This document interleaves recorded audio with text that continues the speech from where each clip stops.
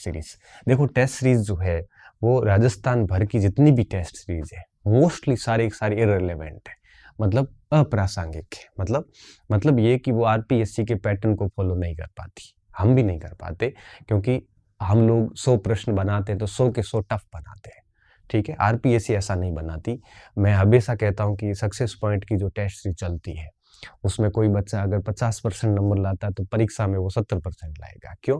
क्योंकि सारा का सारा पेपर ही टफ बनता है। मैं थोड़ी बनाता हूँ, सारी टीम बनाती है, तो मैं तो फिर भी कहता हूँ कि थोड़ा सरल बनाया करो, लेकिन मास्टर की प्रवृत्ति होती है, जब बनाने बैठता है तो वो वही बनाता जो उसको नहीं आता है। तो टेस्ट सीरीज अगर आप बहुत मजबूत है मेंटली, आपको टेस्ट सीरीज के स्कोर से कोई फर्क नहीं पड़ रहा है, तो फिर आप टेस्ट सीरीज देते रहिए, कोई दिक्कत नहीं है, ठीक है। लेकिन अगर आप टेस्ट सीरीज के स्कोर को देख के डर रहे हैं कि पता नहीं मेरा क्या हो जाएगा, आपका हौसला गिर रहा है, आपका मोटिवेशन डाउन हो रहा है, मोरल गिर रहा है, तो आप टेस्ट सीरीज कृपया करके ना दें, क्योंकि टेस्ट सीरीज का स्कोर मायने नहीं रखता।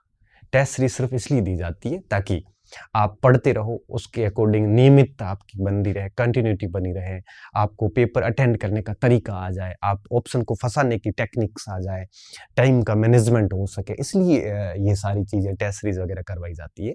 तो आप उसको उस हिसाब से लें। इसके स्कोर में आपकी 50वीं रैंक लग रही है, 1000वीं रैंक लग रही, कोई मैटर नहीं करता। पहली रैंक टेस्ट सीरीज में आने वाले भी मैंने फेल होते देखे हैं, और 650 रैंक वाले भी मैंने टॉप करते हुए देखे हैं। तो टेस्ट सीरीज डजंट मैटर नहीं करती, ठीक है। तो आप उस हिसाब से टेस्ट सीरीज दे रहे तो देते रहिए। तो एक तो अभ्यास का ये तरीका है, ये अपनाना चाहिए आपको। दूसरी बात है आपके पुराने पेपर, ठीक है, जो प्रीवियस ईयर्स के जो प्रश्न पत्र हैं वो बहुत बेस्ट है, वो देखने चाहिए आपको, ठीक है। ये तो 100% देखने हैं। और तीसरा, कई पुस्तकें आती हैं अभ्यास हेतु। अब कोई भी पुस्तक लाओ आप भली, उन सारी पुस्तकों का भी अभ्यास करें। देखो अभ्यास बहुत ज़रूरी है।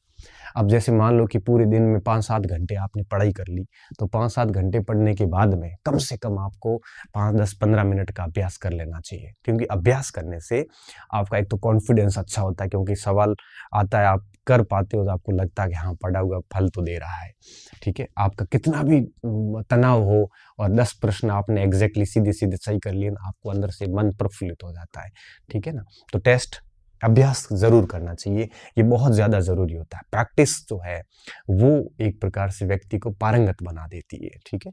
तो केवल किताब पढ़ के आप उपन्यास की तरह किताब पढ़ोगे ना, तो उसका उतना फायदा नहीं होगा जितना टॉपिक पढ़ने के बाद उसके 10 सवाल देखने से होता है। 10 सवाल देखेंगे ना तो आपको पता चलेगा कि प्रश्न किस प्रकार का परीक्षक बनाता है। नहीं तो आप उन चीजों पर गौर नहीं करोगे, और प्रश्न देखने के बाद आप गौर करना शुरू करोगे, अच्छा यहाँ से ऐसा सवाल बन सकता है, ठीक है।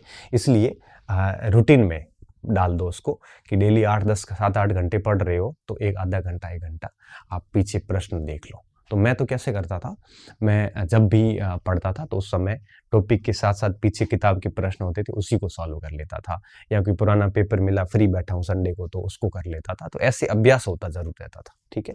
अभ्यास बराबर कीजिए और आपके दिन का आधा घंटा 1 घंटा अभ्यास को डेली दीजिए।